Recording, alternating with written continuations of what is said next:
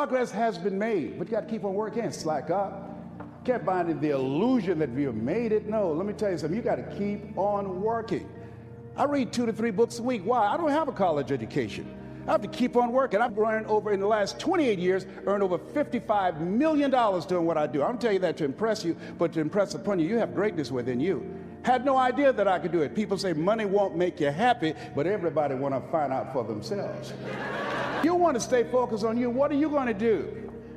Don't wait for the economic rebound. Drive the economy. Don't wait for it. Don't be a volunteer victim. You want to be a thermostat, not a thermometer. Most people are thermometers. They're talking about how bad things are. They're listening to the news. They're reading the newspaper, and they're overwhelmed with negative information. Negative information is more powerful than positive information. MIT did a study. If I say to you, Tim, you can't do that, someone else has to come along and say, you can do it, you can do it, you can do it, 17 times to neutralize at one time. So this is a time that we want to be concerned, but not consumed with negative, toxic information. We don't want to be carriers of that. People ask you, how are you doing? I said, I'm doing better than good and better than most. Even when my PSA was over 200, they said, how are you doing? I'm doing better than good and better than most. See, when things happen to you, they can make you bitter or they can make you better. We must be hopeful. One of my heroes said in life, you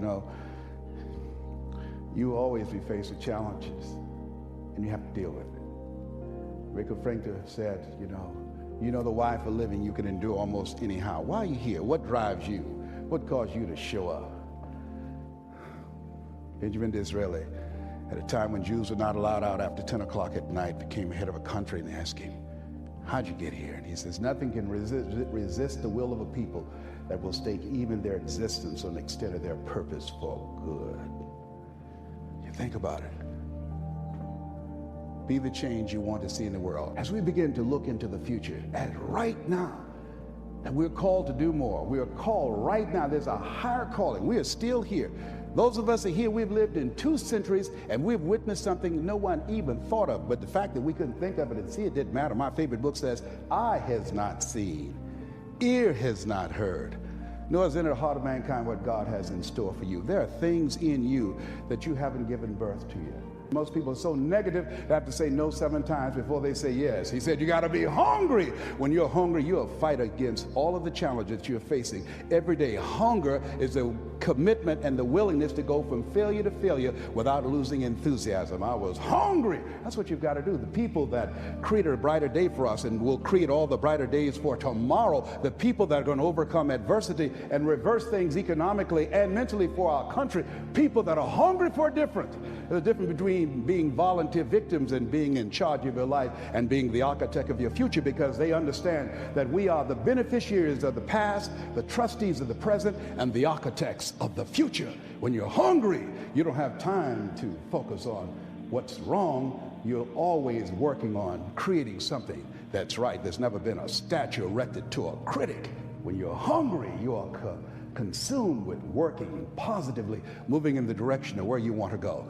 Hold yourself to a high standard. What industry are you looking at? What position are you looking at? What goal do you have? Hold yourself to a higher standard. You've got something unique in you. You are different.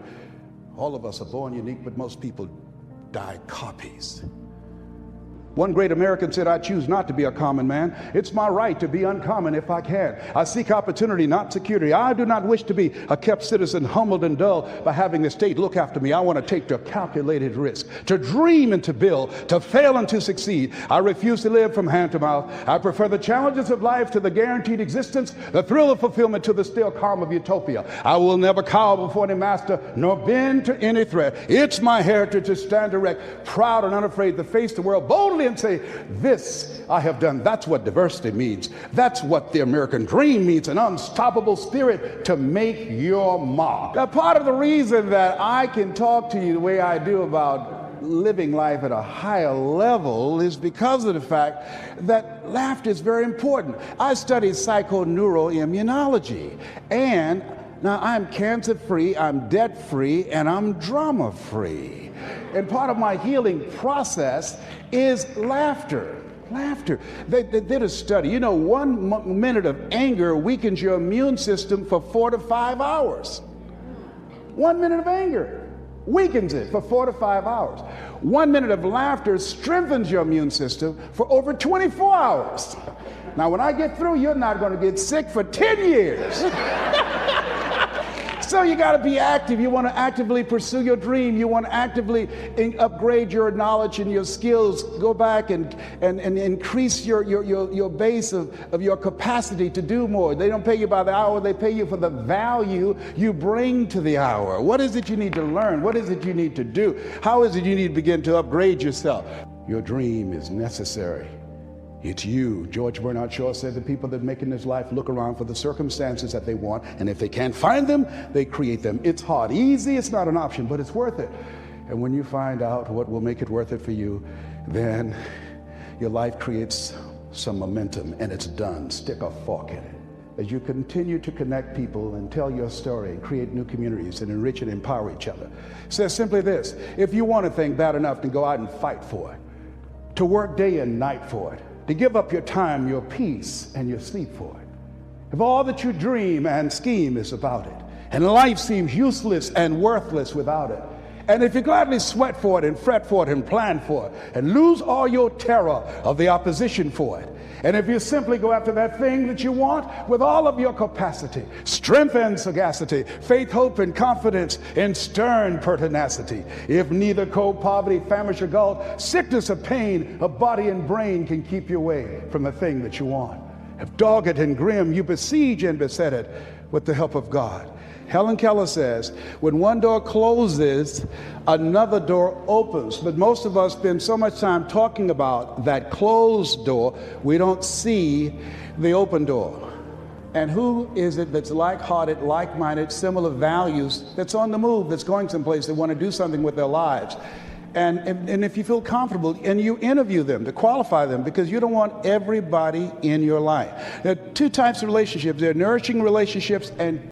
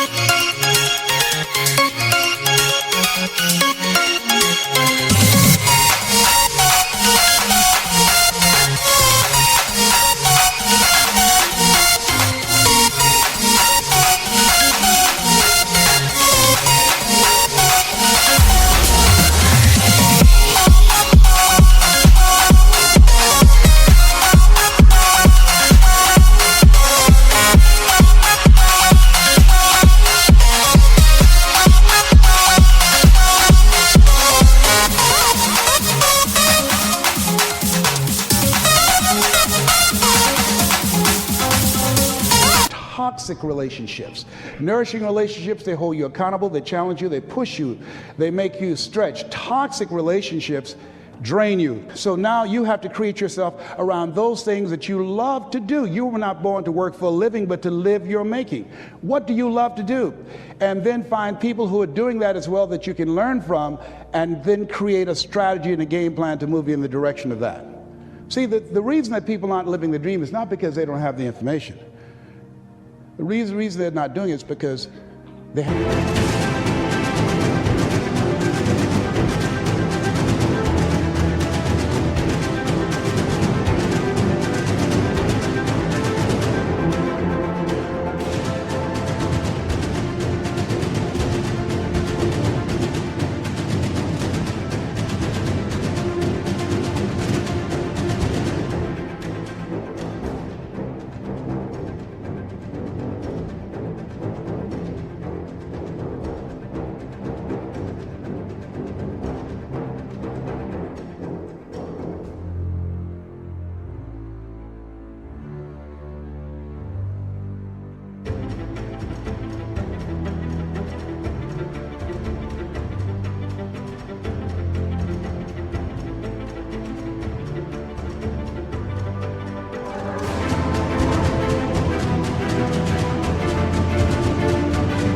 made the commitment.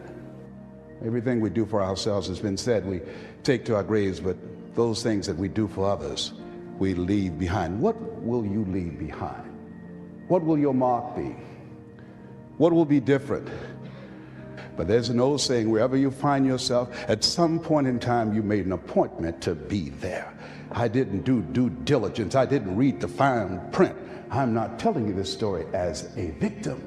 I'm telling you this story just about the fact that stories do connect us. And as we begin to reflect on this time, we all have stories, but the stories we have and what brings us together are different.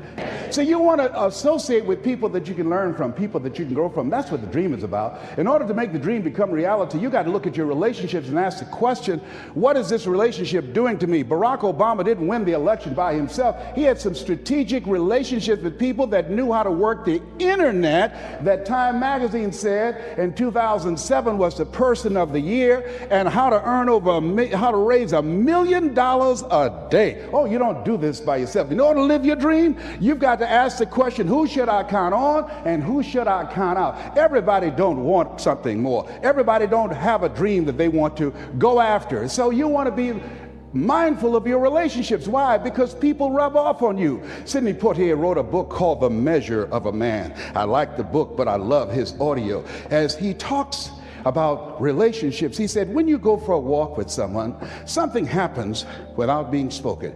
Either you adjust to their pace or they adjust to your pace. Whose pace have you adjusted to? You want to be connected. Dr. Dennis Kimbrough out of Atlanta said, if you're the smartest one in your group, you need to get a new group. If you don't, you won't live your dream. You'll be living a nightmare. It's very important. I want you to think about your dream. I want you to think about dreams. And dreams are always things that we want to do to make things better. I want you to think about some personal dream that you have. Mine was to buy my mother a home, to take care of my mother. That's my first personal dream. Where have you been with your life? And as you look at your life, and as we honor the dreamer and look into the future, and you've got dreams and possibilities and hopes and ideas in you, where are you going with that? What are you going to do? What will happen when you leave here? What's that personal dream of yours? What's some professional goal and dream you have? You have something special. You have greatness within you. You have the ability to do more than you can ever begin to imagine.